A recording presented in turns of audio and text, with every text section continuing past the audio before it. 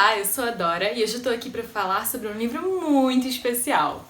Isso mesmo, o meu livro!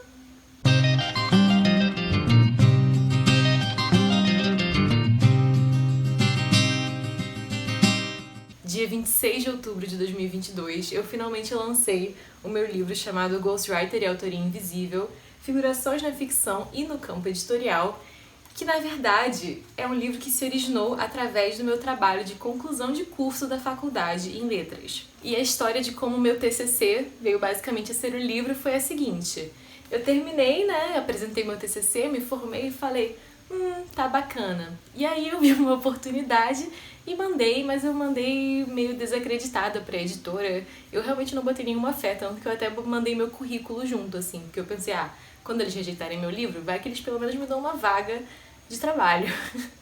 Só que aí eis que eles não rejeitaram meu livro, então o Ghostwriter e Autoria Invisível foi publicado pela editora Multifoco. E a esse ponto do vídeo você pode estar se perguntando, mas sobre o que é o livro? E o livro é sobre ghostwriters, ou então escritores fantasma, em bom e velho português. Que basicamente, assim, resumindo, o resumo do resumo são pessoas que são pagas para escrever um livro que não lhes pertencerá. Ou seja, é como se você me contratasse para escrever um livro por você, mas que vai ser assinado por você. Então eu escrevo esse livro e ninguém vai saber que eu escrevi ele, porque na verdade o autor será você. E é claro que ao longo do livro eu falo melhor sobre isso, explico os nuances e também os paradoxos que envolvem essa questão. E antes de eu entrar um pouquinho mais nos detalhes do livro, eu vou ler pra vocês a sinopse, porque eu acho que ela é a melhor síntese que eu poderia ter do livro. O ghostwriter é aquele que escreve, mas não assina. É a figura que possui, mas não detém a propriedade. É o silêncio em cada entrelinha e também o ruído após a pontuação do parágrafo final. Este livro surgiu a partir de uma monografia que visava esclarecer um pouco mais os contornos fantasmagóricos que delimitam tal figura tão paradoxal. Através de uma discussão sobre a autoria, aparições do ghost na ficção e também comparações entre as possíveis opiniões de profissionais da área, foi possível seguir os rastros translúcidos e traçar os itens essenciais do vestuário do ghostwriter, que possibilitam a sua transformação. No olhar do fantasma, restou uma última pergunta: quem sou eu? E nesse livro eu falo um pouquinho mais sobre quem é o fantasma, ou então quem são os fantasmas. E eu cheguei nesse tema porque em 2018, bem no início da minha graduação, eu assisti uma palestra no evento Ler, que, aliás, esse ano eu fiz uma cobertura do evento, então foi super uma volta completa pra mim, um fechamento de um ciclo. Mas que, enfim, nesse evento em 2018, eu assisti a uma palestra com uma ghostwriter chamada Tânia Carvalho sobre esse tema, ghostwriter, que eu nunca realmente tinha ouvido falar sobre. E ao longo da minha graduação eu fiz iniciação científica, me aproximei de uns temas, me afastei de outros, só que ao longo de tudo isso que eu vivi, essa questão dos ghostwriters sempre estava ali no fundo da minha cabeça. Porque volta e meia a gente entrava em algum debate literário, alguma coisa, e ninguém jamais pensava no ghostwriter. E agora eu tinha ciência de que ele existia. Então quando chegou nesse momento de eu escrever o trabalho que concluiria o meu curso, o trabalho que de certo modo definiria a minha jornada na graduação, eu quis retornar para essa minha origem na graduação e elaborar mais sobre ela e pesquisar a fundo sobre um assunto que eu realmente sempre achei muito interessante. E enquanto eu pesquisava e trabalhava nele, eu fui descobrindo que na verdade tem pouquíssimo material sobre, seja aqui ou lá fora, justamente porque o ghostwriter ainda tem um caráter muito sigiloso. Uma vez que o negócio está fechado e que você escreveu o livro, a maioria dos ghostwriters estão sob um acordo de sigilo, então ninguém jamais pode falar que escreveu aquele livro e assumir isso publicamente. Então não é difícil da gente imaginar por que tem poucas coisas sendo publicadas sobre. E hoje eu tenho a honra e o orgulho de poder dizer que agora tem mais uma coisa publicada sobre e que fui eu que escrevi. E o livro, o meu trabalho, foi dividido em 3 principais seções. A primeira se chama A Teoria por Trás do Fantasma. E essa parte é a parte que fala sobre como o ghostwriter entra dentro desse debate teórico, sobre como ele aparece na questão da morte do autor, na questão do prazer do texto e em outros textos e debates teóricos que jamais consideraram a existência do ghostwriter. E essa é uma parte que, por citar muitos bambambãs da academia, poderia ser uma parte mais puxada de leitura, então eu tomei um grande cuidado na escrita dela para que ela ficasse palatável e ficasse didática, que ela não ficasse uma parte que afastasse os leitores do livro. E pelo retorno que eu tenho tido até agora, eu fiquei muito feliz com as pessoas comentando que acharam essa parte gostosa de ler, que gostaram de ler aquilo. Porque esse era justamente o objetivo. Eu não queria que ficasse algo árduo, algo monótono de ler. Então eu tô muito feliz que até agora esse tem sido o feedback que eu tenho recebido. E nessa primeira parte do livro, eu confesso que a passagem que eu mais gosto é a que eu falo sobre o prazer do texto do Bart. E eu vou ler aqui um trechinho dessa passagem para vocês. Para Bart, o texto de prazer é aquele que contenta, enche, dá euforia, aquele que vem da cultura, não rompe com ela, está ligado a uma prática confortável de leitura. Enquanto o texto de fruição é aquele que põe em estado de perda, aquele que desconforta, talvez até um certo enfado, faz vacilar as bases históricas, culturais, psicológicas do leitor, a consistência de seus atos, de seus valores e de suas lembranças, faz entrar em crise sua relação com a linguagem. Esse último está intimamente ligado à escritura, ato de mais profunda conexão, ainda que em crise, com a linguagem. Porém, se só é possível atingi-lo no ato da escrita se o caminho é perdido, como e onde se encaixaria o nosso escritor fantasma, que, ao invés de andar em estado de perda, possui sempre objetivos e destinos definidos claramente? E essa é uma pergunta que eu me proponho a responder ao longo do capítulo. E uma coisa importante também é que no final de cada parte, começando por essa, a gente encontra um item daquilo que eu bolei e que eu chamei de vestuário fantasma, ou seja, roupas essenciais para construir esse vestuário que vai possibilitar que aquela pessoa, o escritor, se torne um fantasma. E uma coisa que eu fiquei muito satisfeita e que eu vou mostrar aqui pra vocês agora é que na capa do livro esse vestuário é refletido. Olhando atentamente para a capa, você pode encontrar 2 dos 3 itens essenciais para o vestuário fantasma.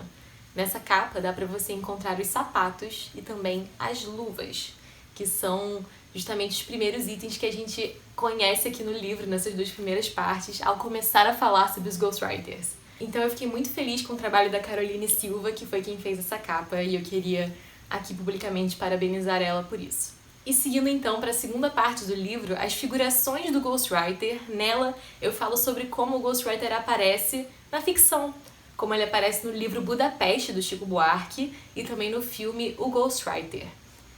E essa talvez tenha sido a minha parte favorita de escrever, porque eu me diverti muito falando sobre Budapeste, que é um texto incrível e que aborda o fantasma como nenhum outro texto literário que eu li. Foi muito interessante contrapor isso com esse filme, porque em Budapeste, o Ghostwriter que o Chico Buarque escreve, ele é cheio de personalidade, ele é cheio de tudo, ele é cheio de vida.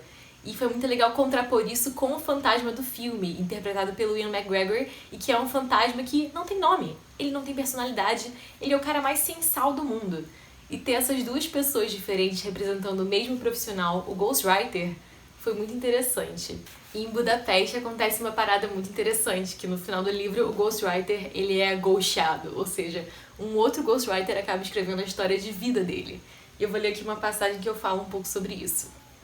No capítulo Escrito aquele livro, a doce ironia do destino acontece. Um livro havia sido escrito com a sua autoria sem que ele o tivesse escrito. Ou seja, José Costa havia sido alvo de um ghostwriter, e agora sua própria história estaria sendo contada pelas luvas de outros através do livro Budapeste.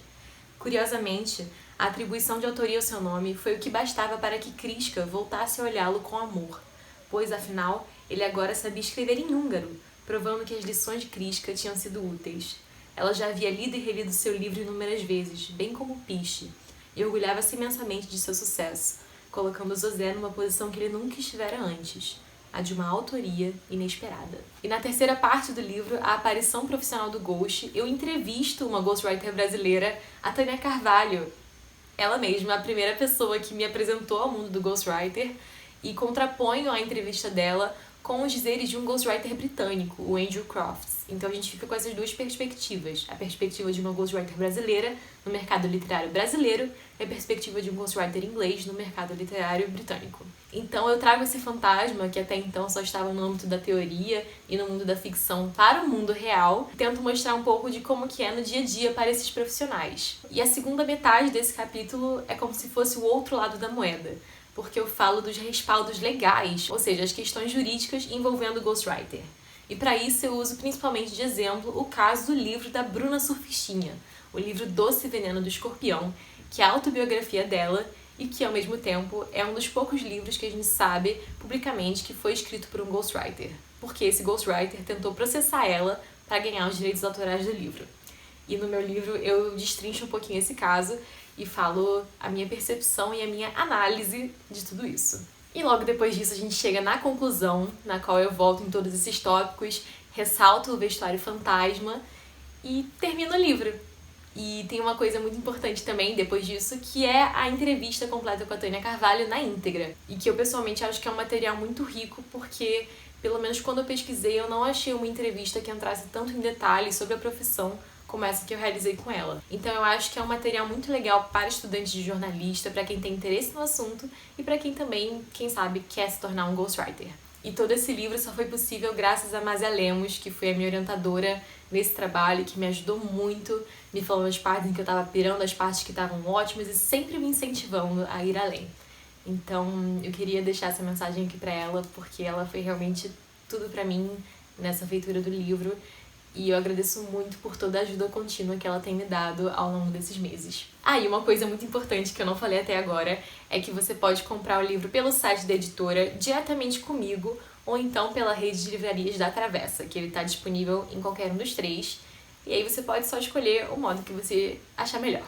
Eu me orgulho muito de estar com esse livro aqui, de ter escrito ele, de estar podendo falar dele pra vocês, porque eu verdadeiramente acredito que a gente tem que levar o conhecimento que a gente adquire, que a gente aprende, que a gente produz na faculdade pra fora desse meio. Porque as coisas que a gente produz e aprende lá são coisas de interesse geral e elas não deveriam ficar restritas a esse mundo da academia. E quando eu escrevi, muito antes de eu pensar que ele poderia vir a se tornar um livro, eu realmente quis fazer ele numa linguagem acessível para que qualquer um que gostasse, se interessasse por literatura, pudesse ler e aproveitar e desfrutar da leitura. Então eu espero mesmo que, se você tiver interesse no livro, que se você chegue a ler ele, você possa aproveitar a leitura e sentir um pouco da minha paixão por esse assunto, que eu tentei muito passar enquanto eu estava escrevendo, de modo, claro, objetivo e fácil de leitura também. Então, é isso, eu tô muito feliz de verdade de estar aqui podendo falar desse livro aqui pra vocês hoje. Eu fiz alguns reels de divulgação sobre o assunto que eu postei no Instagram, postei aqui no YouTube depois também. Então, tendo alguma dúvida, querendo falar sobre, eu tô aqui. E é isso, espero muito que vocês deem uma chance pra esse livro, que vocês gostem, porque eu sei que se você tá aqui nesse canal, você gosta de literatura, então pode ter certeza que esse livro também é pra você. E é isso, eu tô muito feliz de estar aqui. Espero que vocês tenham gostado do vídeo, de saber um pouquinho mais sobre o livro. E espero ver vocês também no próximo vídeo. Tchau, tchau e até mais!